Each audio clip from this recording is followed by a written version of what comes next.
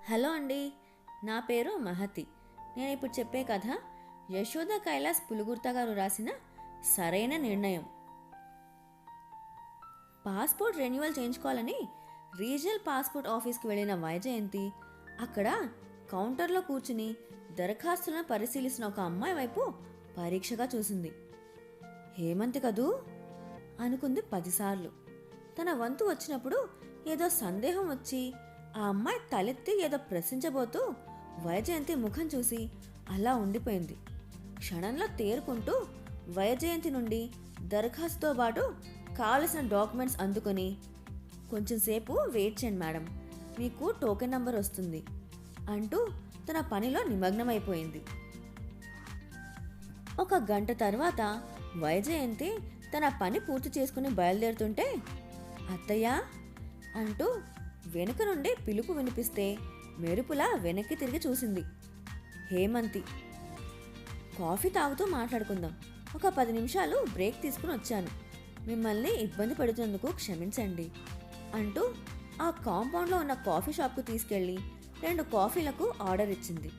ఇద్దరూ టేబుల్కు ఎదురెదురుగా కూర్చున్నారు. చెప్పండి అత్తయ్య, ఎలా ఉన్నారు? దాదాపు 6 సంవత్సరాలు అయిపోయింది కదూ అంటూ దీర్ఘంగా నిట్టూర్చింది హేమంతి. ఈ అమ్మాయి ఇలా ఇక్కడ తారసపడుతుందని తను ఊహించలేదు. అప్పట్లో ఓ ప్రైవేట్ బ్యాంక్లో పనిచేసే హేమంతి ఇప్పుడు పాస్పోర్ట్ ఆఫీస్లో పనిచేస్తోంది. అంటే జాబ్ మారిందా? యాదృచ్ఛికం అంటే ఇదేనేమో.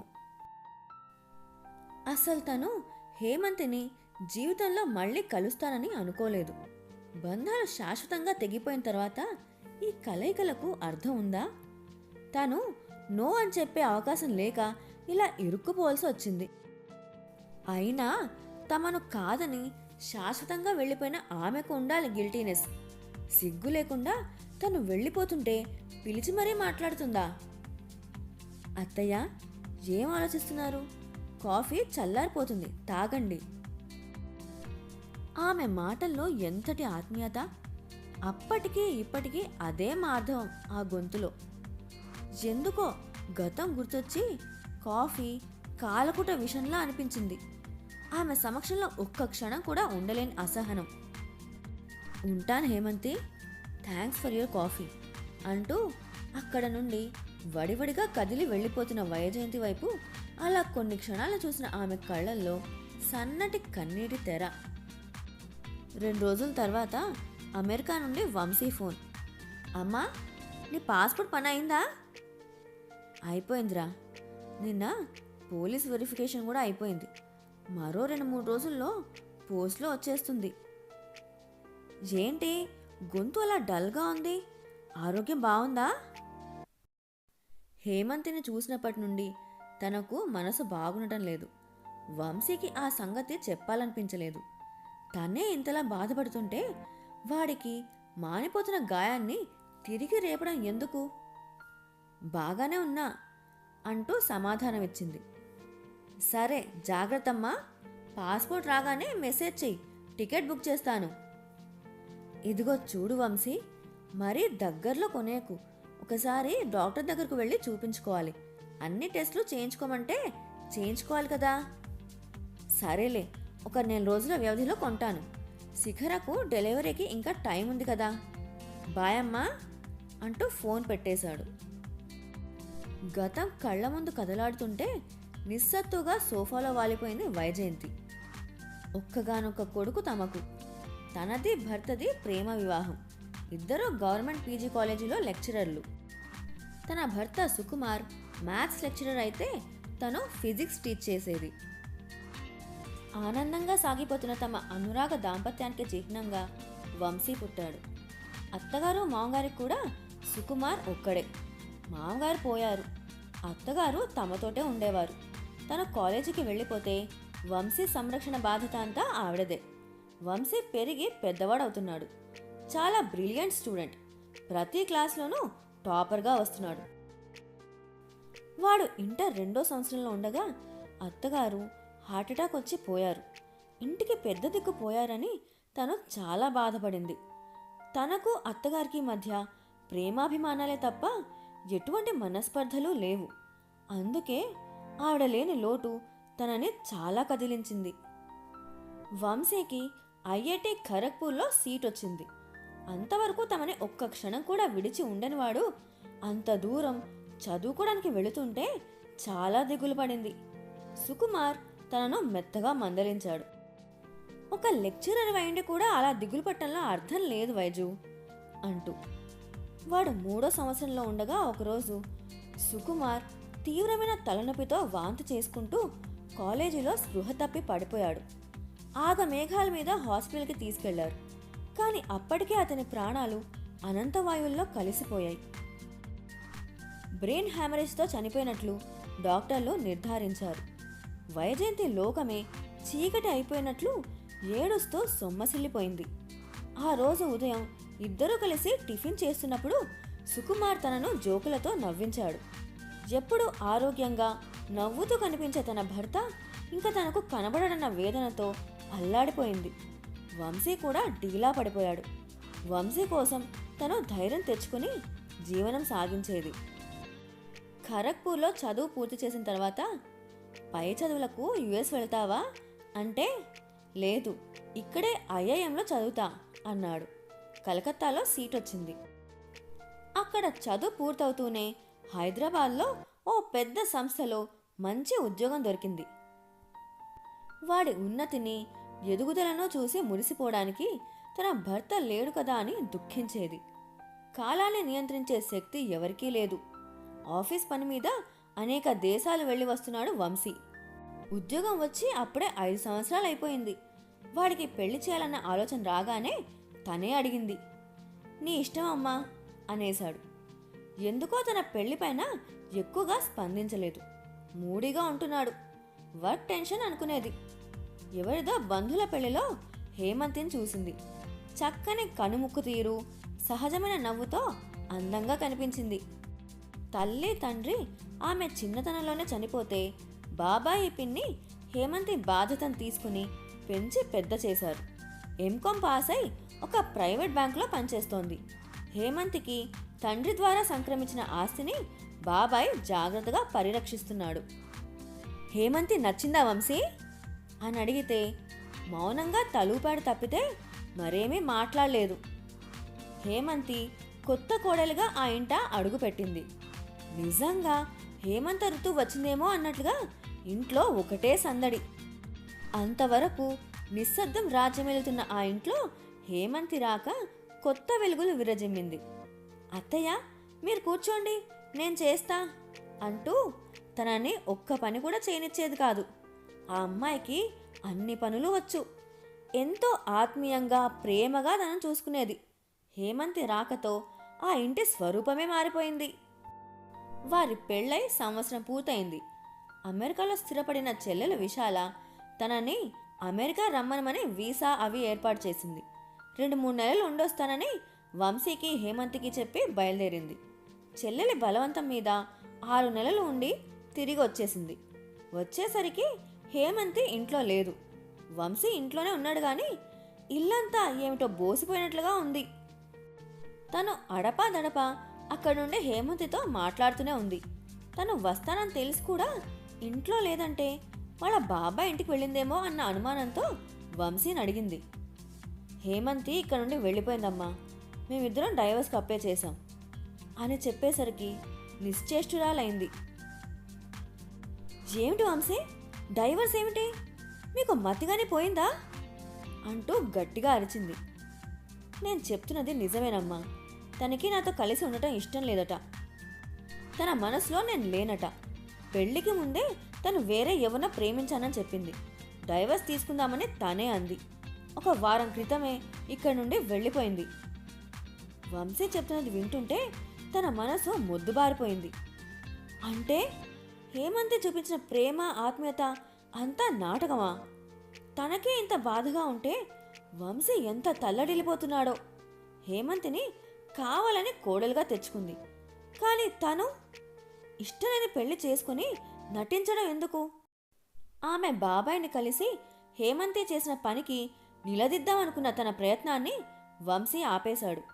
అమ్మా, తనకు ఇష్టం లేనప్పుడు నన్ను కాదనుకున్నప్పుడు ఈ నిలదీయడాలు అవి అవసరమా? ప్రయోజనం లేనప్పుడు ఈ గొడవలన్నీ ఎందుకమ్మా అంటూ తనను ఆపేశాడు. భర్త దూరమైనప్పుడు ఆ శూన్యతను భరించిన తను ఇప్పుడు హేమంతి వెళ్ళిపోవడంతో ఏర్పడిన శూన్యతను మాత్రం భరించలేకపోతోంది. హేమంతి బెంగుళూరు వెళ్ళిపోయిందని తెలిసింది. కొన్ని నెలలకు ఇద్దరికీ విడాకులు మంజూరయ్యాయి. తను యాంత్రికంగా కాలేజీకి వెళ్ళి వస్తోందే గాని ఏమీ ఉత్సాహం ఉండటం లేదు. అప్పటికి హేమంతి వెళ్ళిపోయి సంవత్సరం దాటిపోయింది. వంశీ ఎలా తట్టుకున్నాడో గాని మామూలుగానే వర్క్ టూర్లు అంటూ బిజీ అయిపోయాడు. వంశీని అలా వదిలేయడం భావ్యం కాదని ఒకరోజు వంశీ దగ్గర రెండో పెళ్లి ప్రస్తావన తెచ్చింది. నేనే చెబుదామనుకుంటున్నానమ్మా. నేను నా కొలీగ్ ఒక అమ్మాయిని పెళ్లి చేసుకోవాలనుకుంటున్నాను. తనకి కూడా నేనంటే ఇష్టమే అని చెప్పేసరికి తను కాదనలేదు. ఆమె మరాఠీ అమ్మాయని, బాంబేలో పుట్టి పెరిగిందని చెప్పాడు. పోనీలే వాడు ఇష్టపడ్డాడనుకుంటూ సింపుల్గా వాళ్ళిద్దరికీ వివాహం జరిపించింది. హేమంతికి శిఖరకు సహస్రం తేడా. శిఖరలో అణువణువు అహంకారం, మాటల్లో గర్వం తొణికిసలాడేది. ఆమెలో హేమంతిని చూసుకుందామని ప్రయత్నించి భంగపడింది. తనతో అసలు మాట్లాడేదే కాదు. ఎప్పుడైనా మరీ అవసరం అంటే ఒకటి అర అంతే. ఏదో ఒక గెస్ట్ హౌస్లో ఉంటున్నట్లుగా ప్రవర్తించే తప్పితే ఇది నా ఇల్లు, ఈ ఇంట్లోని వ్యక్తులు నా వాళ్ళు అనే భావం ఉండేది కాదు. పోనీలే ఆమె తనతో ఎలా ప్రవర్తించినా పర్వాలేదు, వంశీతో బాగుంటే చాలు అని కోరుకుంది. శిఖరలో అమెరికా వెళ్ళిపోవాలన్న ఆరాటాన్ని గ్రహించింది తను. శిఖర ఎంత గట్టిగా ప్రయత్నించిందో తనకు తెలియదు కానీ వాళ్ళు పనిచేసిన కంపెనీ ఇద్దరినీ అమెరికాకు స్పాన్సర్ చేసింది. కొద్ది కాలం ఉండి వస్తామమ్మా అంటూ వంశీ తనకు నచ్చజెప్పాడు. కొద్ది కాలం అన్నవాళ్ళు అలా అక్కడే ఉండిపోయారు. వాళ్ళు వెళ్ళి దాదాపు 5 సంవత్సరాలు పూర్తయ్యాయి. శిఖర కన్సీవ్ అయిందని, 8 నెలలు పూర్తయ్యాయని, డెలివరీ టైంకు రమ్మనమని వంశీ అడుగుతున్నాడు. తను కూడా రిటైర్ అయి 3 నెలలు అయింది. పెళ్ళైన 5 సంవత్సరాలకు వంశీ తండ్రి కాబోతున్నందుకు ఒకవైపు సంతోషంగా ఉన్నా, ఎప్పుడు ఫోన్ చేసినా ముక్తసరిగా మాట్లాడే శిఖర ప్రవర్తనకు తను బాధపడుతూనే ఉంది. కానీ సరిపెట్టుకుంటోంది. అమెరికా వెళ్లే రోజు దగ్గర పడటంతో షాపింగ్ చేద్దామని బయలుదేరింది. ఆ రోజు ఆదివారం. దీపావళి పండుగ మరో 4 రోజుల్లో ఉండటంతో షాపులన్నీ కిటకిటలాడుతున్నాయి. తనకు శిఖరకు చీరలు కొందామని షాపింగ్ మాల్కి వెళ్ళింది. షాపింగ్ పూర్తి చేసుకుని బయటకు వస్తున్న తరుణంలో ఎదురుగా హేమంతి. అదే చెక్కు చెదరని చిరునవ్వు. అత్తయ్య ఎలా ఉన్నారు? ఆత్మీయంగా ప్రశ్నిస్తున్న హేమంతికి జవాబివ్వాలని అనిపించలేదు. ఏ జ్ఞాపకాల నుండి బయటపడాలని ప్రయత్నిస్తోందో తిరిగి తిరిగి అవే జ్ఞాపకాలు తన ఎదురుగా దోబూచులు ఆడుతుంటే మాటలు రాని దానిలా రాయిలా నిలబడిపోయింది. నా మీద కోపంగా ఉన్నారు కదూ అంటూ ప్రశ్నించిన హేమంతితో, కోపం కాక ప్రేమ ఎలా ఉంటుంది హిమ? ఎంతో ఇష్టంగా కోరి మరీ నిన్ను కోడలుగా తెచ్చుకున్నాను. ఎంతో మురిపెంగా చూసుకున్నావు నిన్ను. కానీ నువ్వు చేసిందేమిటి? నువ్వు వంశీని ఇష్టపడి పెళ్లి చేసుకోలేదని, నీ మనసులో మరెవరో ఉన్నారని, వాడితో సంసారం చేయలేనని చెప్పి పెళ్ళైన సంవత్సరంన్నర తర్వాత వాడిని విడిచి వెళ్ళిపోయావు. నీకు ఇష్టం లేని పెళ్లి వద్దని ముందే ఎందుకు తిరస్కరించలేకపోయావు? ఎందుకు మమ్మల్ని మభ్యపెట్టావు? నేను వంశీ ఎంత బాధపడ్డామో నీకు అర్థం కాదు. అయినా ఎందుకులే, పెళ్లి పెటాకులైపోయి 6 సంవత్సరాలు గడిచిపోయాక తలుచుకుని బాధపడితే ప్రయోజనం ఏముంటుంది కనుక? నిరసన వ్యక్తం చేస్తూ మాట్లాడుతున్న వైజయంతిని, ఒక్క క్షణం నేను చెప్పేది వింటారా అంటూ ఆపేసింది. అత్తయ్య, మీకు ఇలా గతం గురించి చెప్పాల్సిన పరిస్థితి ఎదురవుతుందని నేనెప్పుడూ అనుకోలేదు. మీ ముఖంలో నా పట్ల కనిపిస్తున్న అసహ్యాన్ని, కోపాన్ని నేను తట్టుకోలేకపోతున్నాను. మీలో నా తల్లిని చూసుకున్నాను. తల్లి ప్రేమంటే ఏమిటో రుచి చూడని నాకు హిమ, తిను తల్లి అంటూ భోజనం తినిపించేవారు. నా బారడు జుట్టును చూస్తూ మురిసిపోతూ నాకు జడల్లేవారు. ఒకసారి నాకు జ్వరం వచ్చి మూలుగుతుంటే రాత్రంతా నా పక్కనే కూర్చుని సపర్యలు చేశారు. అటువంటి ప్రేమ శాశ్వతం అనుకున్నానే కానీ 3 నెలల ముచ్చట అవుతుందని అనుకోలేదు. నేను మీ ఇంటి నుండి వెళ్ళిపోవడం మీకు తీరని ఆవేదన కలిగించిందేమో కానీ వంశీకి కాదు. అతను నాతో వివాహానికి ముందు నుంచే తన కొలీగ్ ఒక అమ్మాయితో రిలేషన్లో ఉన్నాడట. మనసారా ప్రేమించిన అమ్మాయిని మర్చిపోలేక నన్ను తన భార్యగా మనసా వాచా స్వీకరించలేని అతనితో నేను ఎలా కాపురం చేయాలి? అప్పటికీ అతనిలో మార్పు వస్తుందని ఏడాది పాటు ఎదురు చూశాను. కానీ మీరు అమెరికా వెళ్ళగానే అతను నాతో బిజినెస్ డీల్ మొదలుపెట్టాడు. నష్టపరిహారంగా డబ్బు ఇస్తానన్నాడు. తిరస్కరించాను. విషయం తెలిస్తే మీరు విలవిల్లాడిపోతారు. మీ అబ్బాయిని అసహ్యించుకుంటారు. నాకు తను ద్రోహం చేశాడని కుమిలిపోతారు. మీరు బతిమాలో బామాలో వంశీకి నచ్చజెప్పి సంసారం చేయించాలని ప్రయత్నించినా నేనంటే ఇష్టం లేని అతనితో జీవితాంతం ఎలా కలిసి ఉండగలను? మీరు ప్రేమించి పెళ్లి చేసుకున్నారు. మొక్కుబడిగా సాగే సంసారాలలో ఆనందం ఉంటుందా? చెప్పండి అత్తయ్య. అందుకే ఆ నెపమేదో నా మీదే వేసుకొని నేను అతని జీవితంలో నుండి తొలగిపోయాను. మీ అబ్బాయికి అన్నీ తెలుసు అత్తయ్య. మీకు చెప్పలేదా మరి? వైజయంతికి తల తిరిగిపోతోంది. వంశీ తనతో చెప్పింది వేరు. హేమంతి తనతో ఉండటం ఇష్టం లేక వెళ్ళిపోయిందన్నాడు. విడాకుల తర్వాత సంవత్సరానికి తన కొలీగ్ అంటూ శిఖరం తీసుకొచ్చి పరిచయం చేసి ఆమెను పెళ్లి చేసుకుంటానన్నాడు. హేమంతి తనకు అన్యాయం చేసిందని, తను మోసపోయానని పదే పదే అంటుండేవాడు. ఎంత అబద్ధం ఆడాడు! ఒక అమాయకురాలికి తీరని ద్రోహం చేసి ఆమె జీవితాన్ని అన్యాయం చేసినవాడా తన కడుపున పుట్టాడు? చదువు నేర్పిన సంస్కారం ఇదేనా? ఆ అమ్మాయినే చేసుకోవాలని తనేమీ వాడిని ఒత్తిడి చేయలేదు కదా. ఆ రోజే నేను నా కొలీగ్ని ప్రేమించాను, హేమంతిని చేసుకోను అని చెప్పుంటే ఇంత దారుణం జరిగేది కాదు కదా. అటువంటి వెధవపై కేసు పెట్టాలి హేమంతి. కానీ ఎంత మంచి పిల్ల, ఎంత చక్కటి వ్యక్తిత్వం.